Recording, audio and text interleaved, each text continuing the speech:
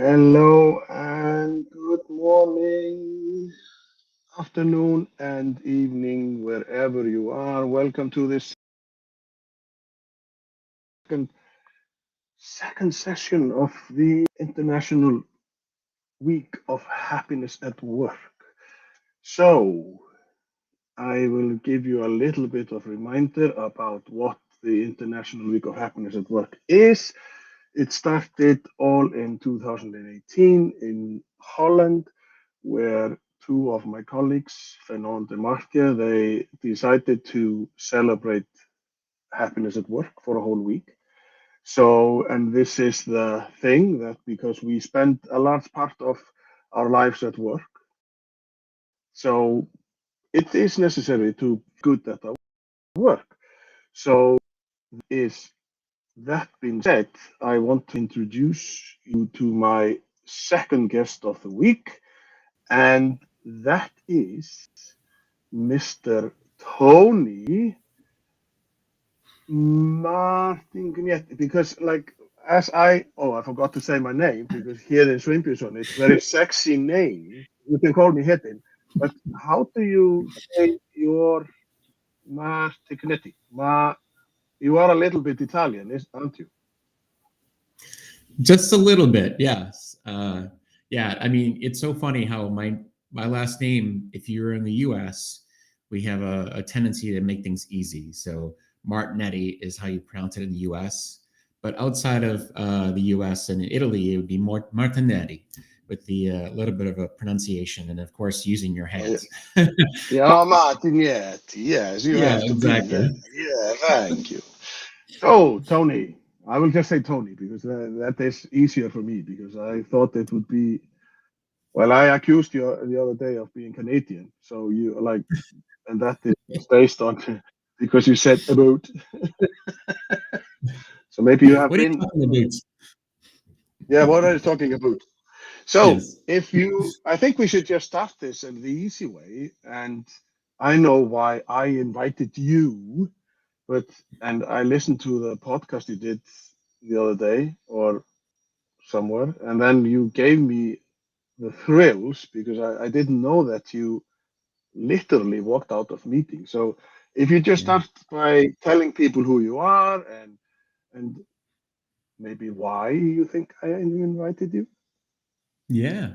Well, we've gotten to know each other over the years, so it has been a real pleasure to get to know you.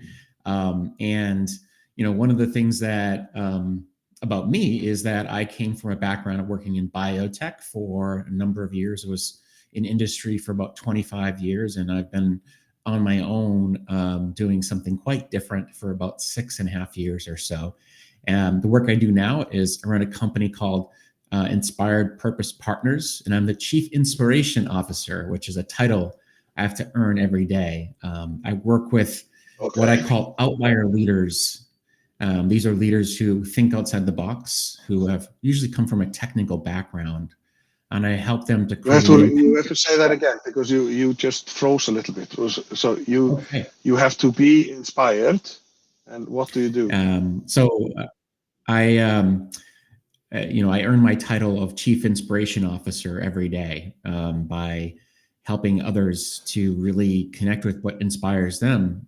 But I particularly work with what I call outlier leaders. These are technical leaders who want to connect with their people, and I find ways for them to really find ways to leverage the power of people around them to create big impact without burning out. Okay. So that said, tell us like the story about okay biotech. I haven't got a clue. Like, were you making sickness, or were you trying to find a cure to sickness, or biotech? What is that? Yeah. So I worked particularly on the finance and strategy side of the house, but I was working Ah, at companies in rare diseases. So we were working on therapies for children and adults who struggle with these rare genetic diseases that struggle. They struggle all throughout their lives to just survive. Some of them don't make it to to live very long. And so it's really devastating. And, just give you an example, one of the diseases I worked on, cystic fibrosis, which is Yeah. that is at this point has come a long way. And when I was in that industry, I was working on the first therapy that changed the paradigm of that disease. But why quit, or why change? What led you to the business? Like why? What shifted in your mind? Like, because for me, to working on finding a cure or whatever for a Mm. disease or whatever it is, like that is also equally important as trying to get people inspired and stuff. So did you just say one day, I can't do this? Or let us talk to us a little bit about it. And welcome, Yeah. Portia.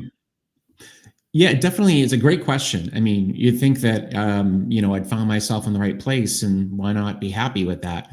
And I think there was a sense of the actual work that I was doing was more along this, the day-to-day fulfillment of what I was doing was more numbers orientated, focus on analytics, the technical side of things, and not necessarily on the people side. And oftentimes people would reflect back to me and say, wow, like you have a lot of deep sense of people, and how they relate to each other and they connect with each other. And there's a story behind this, which really comes to who I was as a child. I really enjoyed painting and drawing environments and worlds that had an emotional feeling. And I've stuffed that back into, said that that's not going to make me money. So I decided to move into the world of how can I make money or make a living. And it led me to this path of working in biotech, which is very fulfilling in its own right because we were making an impact. But then what I found out is that I was doing it from the wrong seat. And that's what led me to think, well, maybe the reason why I'm not feeling fulfilled is because I'm not using the right side of my brain or the right tools in my tool chest, if you will. And so I needed to find a way to connect with who I really am and unearth the right part of me to feel more fulfilled. I think that's part of the challenge a lot of people face is that they get into a great industry or a seemingly great place, but sometimes they feel like something's missing. Mm-hmm. Yeah. Yeah.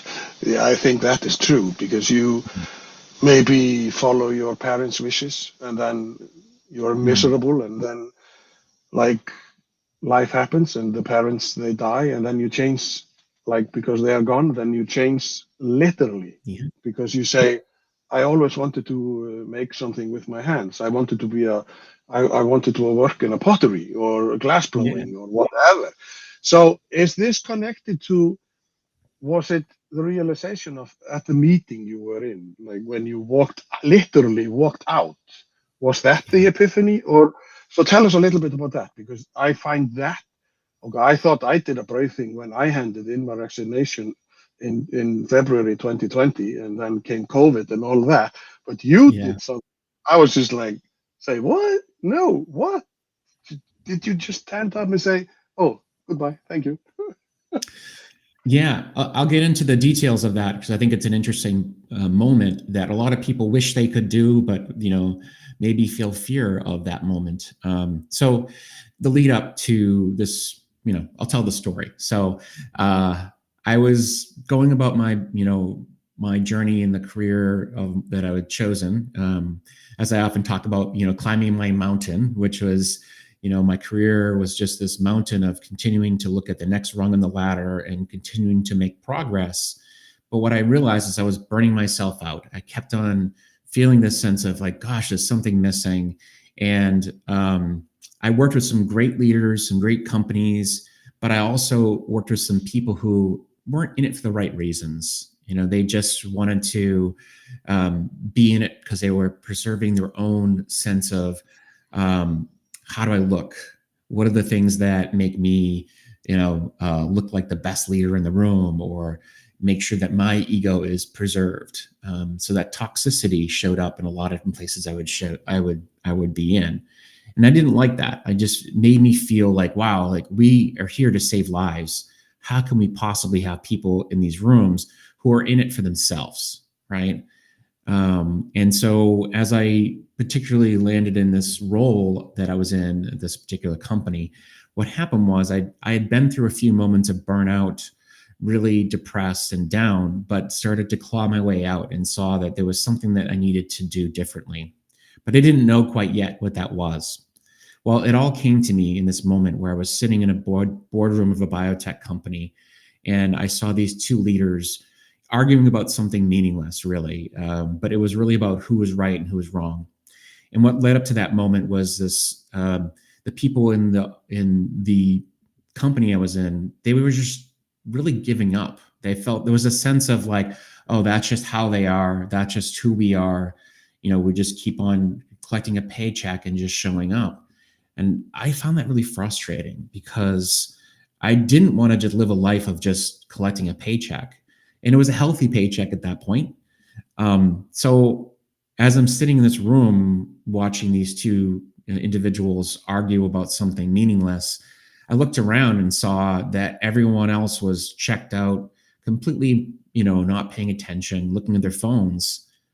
And I said, I think I've had enough. I think I've had enough of like wasting my time and also seeing people in this room waste their time, just phoning it in, if you will. And so I decided to get up and walk out. And I walked out and didn't come back. And I said to myself as I walked out that I'm going to leave this room to change this room. And I didn't have a plan, which is the scary part. But I knew that I had to like leave that part of who I was behind, the person who's just accepting toxic leadership, accepting what was, and figure out how can I be part of the change that I wanted to see. If to borrow the quote from Gandhi, how do you create a change? And so the change started to show up in just me having conversations, or these curiosity conversations, as I often call them, talking to people and saying, like, what is it that what do you see in the work that you do that you just tolerate or you find frustrating? And oftentimes people would tell me like, yeah, I've got a toxic boss. And the only reason why I continue to do it is because I get a good paycheck. I'm like, well, that's not really great. Why do we do this to ourselves? And so I decided that coaching and leadership development was going to be the way that I would help to change that room, is to basically shift the way we look at work. And it starts from changing the way leaders inspire and connect with others. So So I how know I went many? on a tangent, but hopefully that Yeah, provides a little context. yeah, of course. And I'm just like, I don't know if I should clap but I will clap. Yay. It is like, because it must be like I would have. No, I don't want to say it, but like you must be scared less, like less when doing this. How many years is this? This was 6.5 years ago. And I mean, I'd been in the industry, in the biotech industry for about, I think 15, 16 years. I had been in the high tech industry before that. So, and the people around you, did they say, okay, Tony has lost his marbles, we have to get Yes. him help, or we have to intervene, or intervention? Like, why are you doing this? So, what did the people around you say? Yeah, I mean, I think in the moment there wasn't like people didn't really notice a lot of change immediately in that room. What they did is just went about their business. The real change happened the weeks that followed, and said like, "What the heck are you doing?" But then, as they started to see what transpired, they started to see the new me and realize that this is exactly who I was. This is who is just needed to emerge through a moment of courage. And I think a lot of them said like, wow, good on you. I mean, this is something that I wish I had the fortitude and the courage to do. but I just feel, stuck. And I'm like, yeah, that's not a good feeling. It's how I felt. And I think conversation after conversation, one brave moment after another, doing things that sometimes are scary. But I think one of the things that had driven me in that period of time was a quote that came from Peter Bregman, who is a coach, thought leader, author. The quote was, if you're willing to feel everything, you can have anything. And something like that is maybe not exactly the way it was. And I'll repeat that again, because I think it's a powerful quote. It's that if you're willing to feel everything, you can have anything. And I think that really comes down to, it's what the entrepreneur in general has to realize is, if you want to create a future that doesn't exist, or if you want to go on a path that doesn't exist yet, what you need to be able to be open to is the fact that you're going to go through some challenging periods of time, but through all of that, you'll experience what you need to be successful in the long run. You're going to need to go through some of the worries and the concerns about, like, where am I going to make a living? How am I going to make a living? But it starts with being clear about what you want to do, how you want to make that impact, and why are you doing it? My thoughts are just, okay, when I did my bit, when I walked out, or like I handed in my resignation, I had the support of my wife. I knew I had the support, like the support system from the state, so I could eventually get some unemployment benefits and stuff. But your system in the US is so totally different than anywhere else. I'm just thinking, well, it's good that he didn't like have some accident, or because your health system, you have to pay loads of money. I'm just, wow. And that must be some concerns that you must have done. Like, did you talk to your family, or like, did you go just walk home and say, oh, by the way, I just quit my job? I did. I went home and told my wife, and she was very supportive, and she has been Okay. all the way through. Because she knows me enough to know that, like, I was miserable Okay, yeah. leading up to that point. And she knew that there was things that need to change. And I think she just realized it was any day now that something was gonna break. And ultimately, this was the moment that I needed to have to release myself from being stuck. And I think that's what a lot of people are. It's not, you don't have to leave the workplace to find that release, to find that fulfillment and happiness that you're looking for. What it needs to happen is, what are the things that I'm tolerating that I really shouldn't be? And that's what I was tolerating at the moment, that I needed to start to say, okay, well, wait a minute. I need to change something here, because otherwise I'm going to be miserable. I'm going to continue to suffer in this moment, and realize that my days are going to go by and I'm going to feel regret. So that turns, like, now we have to go into the theme or the subject of our Yes. meeting, like untapped power, using your story to inspire transformation. Just this segment, minutes. I'm just okay. Thank you. Goodbye. Like, that was. But I will give you the floor. No, because as you know, the fear of it's like in 2016. I got somebody who said that we were about to be fired or off, and then we had to apply for the same again.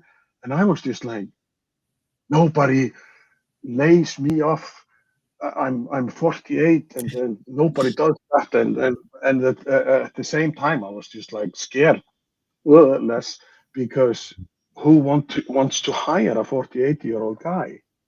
Because Yeah. youth matters, isn't it? And so, but so your story is really inspiring and crazy at the same time. But Yeah. I so mean, sometimes we do need to have a little bit of crazy at the, in order to find the things that are going to make us happy. absolutely. So if you have something like you talked about, you have some slides and everything. So Yeah. you are going to talk about the like to use the stories to inspire for transformation and such. So you just take it away, and then I will Yes. come and I will ask questions if I don't understand something and stuff. So you need to share something or whatever. I hope you can Wonderful. figure that out. Yeah, I will give you the abridged version of this presentation because there's a lot to it. But I will, do please stop me along the way. And there's some good practical elements of this, which I think listeners can really take with them. So, give me a moment Yep. while I cue this up. I'm going to share. Hold on a second here. If I can just find my bearings. Let's Oh, see. with the There glasses. we go. Doing, doing, doing. I'm getting serious then when that happens. Can you see that okay? Can you see my screen?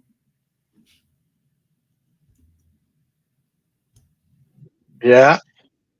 Wait a minute. So there is something with the connection Awesome. now, but now we have it, and it is Wonderful. coming now. So I will just mute myself or like get out of the frame. Okay. All right. So give me a moment and I will share the next few slides. I'm going to fast forward through the about me because you already got enough about that and just jump right into the content. So we are going to start at the beginning. And what I mean by that is, since the beginning of time, since the beginning of human history, stories have been told around fires to warn of danger, share wisdom, build trust, and inspire others. Stories hold power greater than we can imagine. They can ignite ideas and stir up feelings of awe, wonder, and inspiration. They can make us jump out of our seats in surprise or terror, or they can warm our hearts. Stories go beyond just books, movies, articles, or theatrical performances. They also include the stories that businesses tell through their brands and the stories we tell ourselves about who we are as individuals or as collective groups. Stories affect us deeper than you might know. They affect us physically and mentally on many different levels. They can change our thoughts, feelings, and often our actions. From a biological standpoint, stories move us forward in a few different ways. They help us feel a greater sense of connection to each other, across the wires, across the globe, by increasing our empathy. They often reinforce our highest ideals, such as compassion and kindness. They stimulate the neurotransmitter oxytocin, is also known as the love hormone. They also trigger what's called as the mirror neurons, which allows us to feel what others feel. So sometimes when you see someone hurt themselves, you're like, ouch. Yeah, that comes from this feeling of the mirror neuron that has you empathizing with that person and their pain. They help us make more connections between the left side and the right side of the brain. And for those who need a refresher, because I know I often do, the left side is primarily responsible for language and analysis and for recognizing patterns. The right side is responsible for creativity and intuition, and it's focused on the big picture. Stories are the perfect stimulator of both sides of our brain. They help us remember and integrate what we learn, and make compelling stories cause us to feel emotions, which heighten our ability to memorize experiences and improve our information processing. And lastly, stories make it easier for our brains to store data for later retrieval. So hopefully you're understanding the power of stories by now. Sometimes the stories we tell ourselves don't serve us well. And I think you've already realized that I had some powerful stories I was telling myself that didn't work out quite well. Great stories often leave us feeling empowered to change our lives for the better. And other stories keep us stuck and hold us back from realizing our full potential.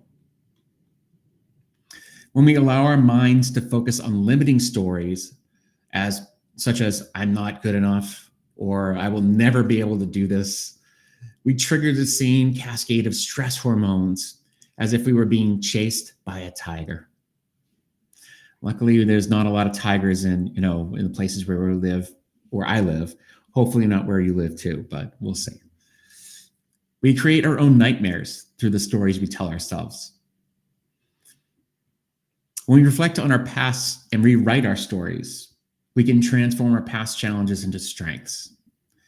And that's what I'm going to tap into in a few moments. So as I started to interview people for my podcast, which we didn't mention earlier, but I have a podcast called The Virtual Campfire. That's why I love campfires. I realized how powerful our past can be. It is not something to run away from. It's something to embrace, to reconcile with, and use as a powerful lever to move us forward. In my climb up to the top, I gave up a lot of things: my health, my time with family, my personal time. It was challenging. I had some dark days, as I already alluded to earlier, and it wasn't serving the goals that I really wanted. So I started to share my story so I could finally face those demons instead of running away from them. That's what moved me forward to that place where I could have the strength to actually move, to leave that room that I talked about earlier. It was a powerful lever for me. And when I looked around the room at the people who were stuck in that place of like, oh, I'll just phoning it in, I realized that a lot of people had lost their connection to their place of strength, their place of owning their story. It was a really not a powerful room, a room that I wanted to be part of. So I'm glad that I took that shift to move out of that room. So when I decided at that moment that I couldn't do it any longer, I did something that I'd never thought I would before. I took the power back. I took ownership of my life. I took ownership of my story. And that's what really moved me forward. So one of the things I want to tap into now is this idea that we go on a hero's journey through our stories. When we get into this, the hero's journey, we discover a path of, where did I start? I didn't know it at the time, but it was the beginning of my hero's journey when I left that room. The very one that Joseph Campbell, if you're aware of it, distinguished in his famous writing, just like in the classic stories, of his day, but also in our day. I had to start in a world that I knew like the back of my hand, biotech, corporate, and then I had to make a big choice and accept the call to adventure.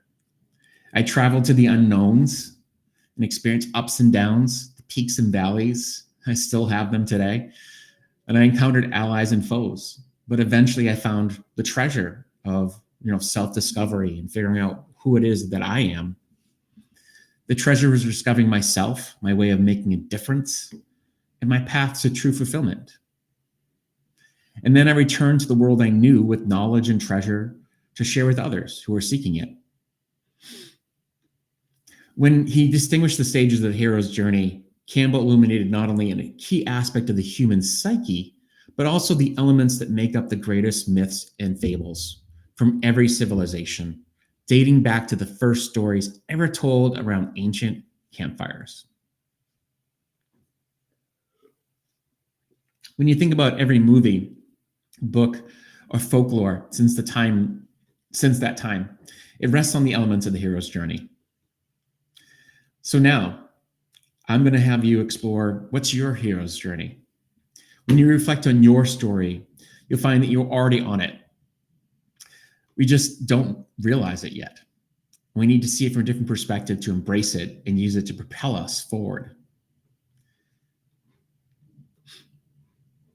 So here are some questions that will get you thinking about your story.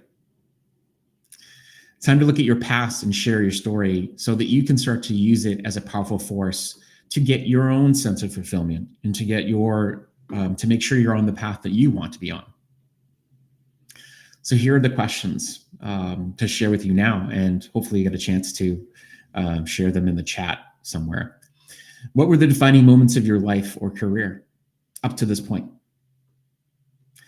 What was the flashpoint in your story that revealed your calling? Now, we didn't get a definition of flashpoint yet because I was going rather fast to move through this, but a flashpoint is a point in your journey that has ignited your gifts into the world.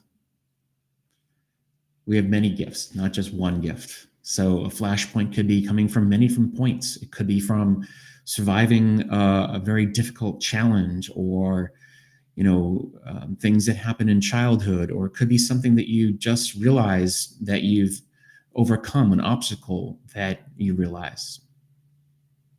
What pain or challenge ultimately got you to step into action?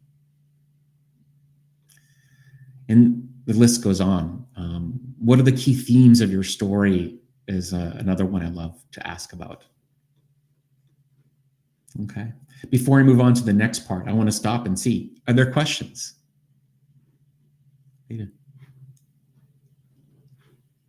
Anything that we want to pause and talk about? Okay. All right. Well, here's an exercise that I love sharing. It's a mapping of our story. It's if you create a map of some of the peaks and valleys of your journey, it will help you to get a little more context as to where am I and where have I started, and what are the moments that were peak experiences, what were the valley experiences, and major milestones along the way that have defined me. So you don't have to do this right now, but I think it's a great exercise to do as you move beyond our conversation today. And just to model the way, I will share briefly my story. My story, I didn't get into all the different parts of it, but I was an artist as a child. I mentioned earlier, creating worlds. I was a pre-med major, then switched to business because I was not sure where I was headed. As you can see, my title for my adventures are The Misadventures of a Misguided Wayfinder, because I felt like there was a lot of moments when I didn't know where I was headed. Lots of ups and downs that eventually led me to where I am now, and still on that journey. But this is what it looks like. You start to look at the moments that challenged you and made you think, where am I? What am I doing? And how is this going to move me to the next inflection point along the way? So I want to bring in a concept that will help you to think about incorporating different elements of your journey. It's about transcendence, transcending and including your past. This concept was initially proposed by the philosopher Ken Wilber. It's a thinking principle, but I think it really fits well with the idea of looking at your story. The principle itself states that every new level of complexity transcends the earlier levels' limitations and includes the less complex structure in itself. Very challenging to share that because it's a lot of complex terms. But really, at the basic sense, in simplest terms, we have to embrace our past so we can integrate it and evolve to the next level of our human experience, our own personal evolution story. So think about that. It's not about just human evolution. It's our own evolution story. We have to embrace our past, transcend it and include it, and use it as our path to the next evolution of who we are. So how can you transcend and include your past? By using your story, by writing it down and sharing the big moments that have defined who you are. What are you committed to doing next? And what are the questions you have for me? I know we went through a lot and we covered a lot of ground, and I tried to do this very briefly, but I wanted to make sure I covered as much as possible in the moments we have. With that, I'll just stop talking and hand it over to you. Are you sure? This is great. Like, but so in the 6.5 years, is this something that you have discovered, or did you? What has been the process? Have you been on? Not to mention that 3 of those years were 2.5 years were COVID or the Yeah. coronavirus. So how have you gotten the knowledge to do this and to like Yeah. get it out there? Well, yeah, it started with working with others. You don't do this alone. I mean, one of the things that I talk about a lot is that we do our best thinking in partnership with others. So if you're trying to figure this out by going introspective and saying, okay, I've got to go in and figure this out on my own. It's best to find people who you trust and have them get it out of you, in a safe space, and have them share their pieces of who they are and have you share who you are. And through that, we start to become more comfortable in the language that we're sharing. So that's how I did it, is through being in conversation with others. So like were you on LinkedIn, or like where did you just read the newspaper and then, oh, this is an interesting guy, or like how is it that you find, because there is so much noise, because Yes. as I when I embarked on this journey 4 years ago, Mm-hmm. and now the last 2 years where I'm like, now momentum is happening, but Mm-hmm. everybody has an opinion. And Yeah. it's just like, oh, do it this way. And you sit there and just like you get bombarded of good advices. So how do Mm. you say, I'm going to listen to that guy. I'm not going to listen to that guy. I'm not going la la la la. So what Yeah. was your journey into that thing? What a Like, great question. I mean, I love that you bring this up, because there is a lot of people out there, and I think you have to you make a lot of mistakes along the way. And luckily, I take a lot of action. I like to say that I take a lot of imperfect action, and I move fast through a lot of the things that I do. But I also, through that, have learned the people who I resonate most with, and the people who don't really serve me well. And so, with that, what I mean is that I've reached out to a lot of different people to have conversations, and I quickly start to realize, wow, that person is not my part of my tribe, if you will. I don't really like that term, but I don't really belong with that person. And I start to get an intuitive sense of the people who I best can relate to. And those people then introduce you to other people, and before you know it, you start to learn the best path to connect with the people who are going to help you uncover your truth through being in connection with the right people. And I will say that a lot of it has come through joining groups that say the things that seem right. They seem like they're trying to do the right thing, not just for their own ego preservation or to sell more books or to do that, but more because they really care about people. so amongst other, because we met on a course at Dr. Oleg Yeah. Kolovalov's. So, and I don't, have you read this book, The Fisherman's Path to Leadership? Oh, of course. I actually endorsed the book myself. So Yes. And this is like 224 lessons from wisdom of the nature. And it's just so relatable. So it's just, you never know who, yeah. and we met by chance because he wanted to be on my podcast back in the days. So I was just like, oh, okay. I didn't have a clue who he was, but now today he is just one of my, well, yes, as you say, he is one of my mentors because his wisdom and stuff. So it's just like, yeah, you have to pick out five. You another person is Kevin Monroe, but he's not here. So I talked to him last year, and he is a gratitude guy and stuff like. So you can find loads of people to help you.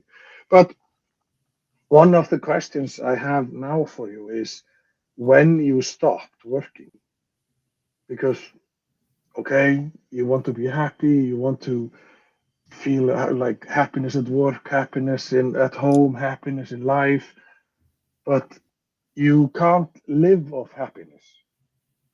So how was it in the beginning? Did you tell your wife to, like, I hope she was in a good job then, or like, or was she the sole provider, or did you just smile outside and mow the lawn, or and did you walk around the neighborhood? I will mow your Yeah. lawn for $5. Like how is it? Because money is always a big Mhm. thing, and it can really put you. It gives you highs and lows because Yes. you need it. You can't live without it. But if you get too much, then maybe you can go bonkers. But that is a totally different podcast. So Mhm. how was it in the beginning when you, like, because this Yeah. is inspiring, because but that is a question, like how do you do, how what did you have savings, or like but you don't have to answer like, oh yes, I I had will. so but how was it the first months or a year or like. Mm. Yeah, I'll be honest. I mean, I'm an open book when it comes to these things because I want to help others to think about what they're going to do, and it isn't easy in the first few years. So if you have dreams of like, oh, I'll just go off on my own, and this is going to be just an easy road. It's not an easy road to create something. You have to if you have to really want and believe in what you're creating, because if you don't, there's going to be hard times ahead. So one of the things that I did have is, luckily I had some savings that really helped me out in those early years. And I think ultimately, what I found is that I had this really good network of people as I was jumping off into this new endeavor that helped. You have to have people around you, and you have to make sure that you use your network to let them know, hey, here's where I'm at. This is what I'm looking for. I need your help. Asking for help is not a weakness. And in fact, one of the things that I'll share, another quote, which I don't know where it came from, but it has been important to me, is that amateurs compete and professionals create. And so what I found was that instead of going out there and being uber competitive or super competitive to try and win business every day, I also just started talking to people who were in the same space as I was in, and asked them, like, how are you, getting business? How do you do this? And what are your keys to success? And asking those questions helped me to learn from some of the masters and ultimately get referrals from people who got to know me and saw that I was passionate about what I was doing, passionate about making a difference, and really helping me to build a foundation for what became a successful business. But did you, humbleness comes to mind, springs to mind, did you like had did you somehow did you have to go down and find your humbleness, or be humble to like talk to people, like, because it's Yeah. sometimes when we are younger and we are all in and we are good, and then all of a sudden it's just like, oh no, this is not me, I'm going to leave, and then oops, will I learn?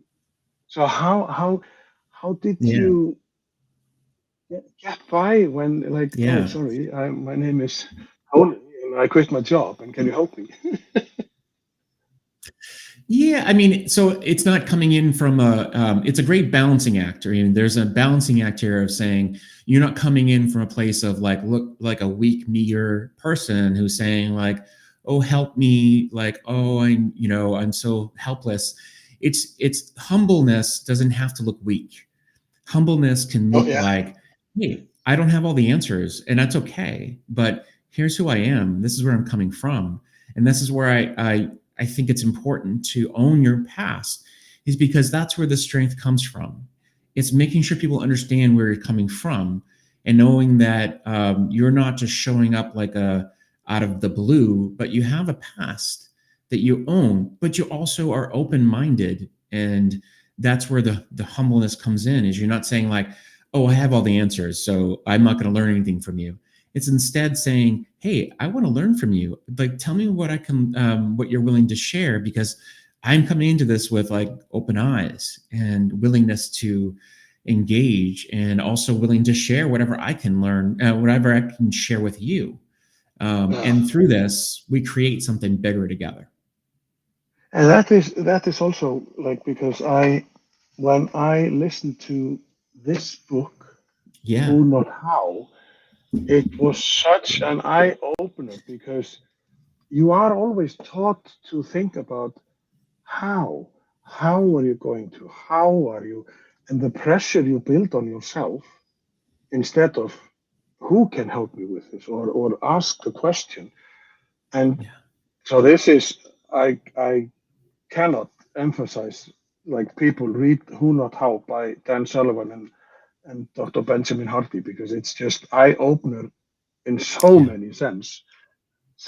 Like, so, but is there anything that you like, because we have been talking for Yeah. almost 50 minutes, like, time flies when you're having fun. So is there anything that, like, you have pops up to mind when you, how can, like, people can reach you, and you are open for talks and stuff, but is there anything that you want to mention that you find important? Because, like sometimes we say, don't forget to have eye on the ball. Like, you Mhm. have a mission, you have a vision, like Yeah. Dr. Oleg Kolonovalov.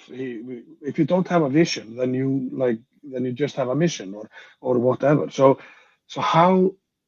what comes to mind when something that made you stronger, or when Yeah. you were like the younger version of Tony versus the older guy? And is there something that has surprised you in this journey? Like, ooh, Yeah. I didn't, like, think. There's so many directions I'd like to go in, and I'll just start by saying this is something I love sharing, because it was the message that I think I needed to hear most along the way. But also, I think a lot of people come to me feel this resonates with them a lot, and it's a saying that expand your vision, narrow your focus. And what this means, and it can be used in many contexts, is that oftentimes we get stuck and we have this feeling of like, well, I don't know what to do next. And, we get stuck in that, looking at the wall and feeling, okay, well, I don't know how to overcome this next challenge. And I think the best thing you can do is to step away and look at what else is possible, what else is available to you. And when you expand your vision, it's usually not just coming from reading more books or, taking more courses. It's about talking to people and, maybe asking them, what do you see in me that I don't see? Or what do you see out there that I don't see? um, and having those conversations or seeing what else is possible for you will give you this expansive view of the world, which is wonderful. However, once you have that expansiveness, you have to also be able to say, what am I going to do with this new learning? What am I going to do with this new information? I have to then narrow it down and say, what am I going to focus on next? And so that's where the narrow your focus is, helps you to catalyze that information into an actionable step that will help you to think what's possible for you to do with that information. If you try to keep it too much out here in the expansive land, you then become paralyzed with too many options. So basically, because I have been there, my wife was always like, when are you going to do stuff? And I was just like, I just need to read this book, or I just need to read this article. And so it is just go out and practice what you preach, like what you want to Yeah. do, because that is and nobody will eat your life. Mm-hmm. Because, like, if you fall, then you stand up again and then you just Exactly. continue. So this has been awesome, Tony. I just Wonderful. like, I knew that we would get some great stuff out of this. So how, so you see, like, people can contact you, you are on LinkedIn, you are wherever, or whatever, social media and stuff. And I will maybe get the code again, the last slide from your presentation, so we can put that on LinkedIn or Facebook or wherever. And Wonderful.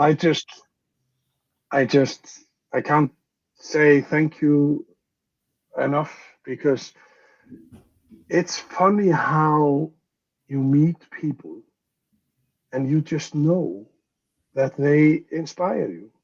So Mhm. I just, from the bottom of my heart, it's just has been awesome. And thank you very much. And I hope like your journey will continue to blossom.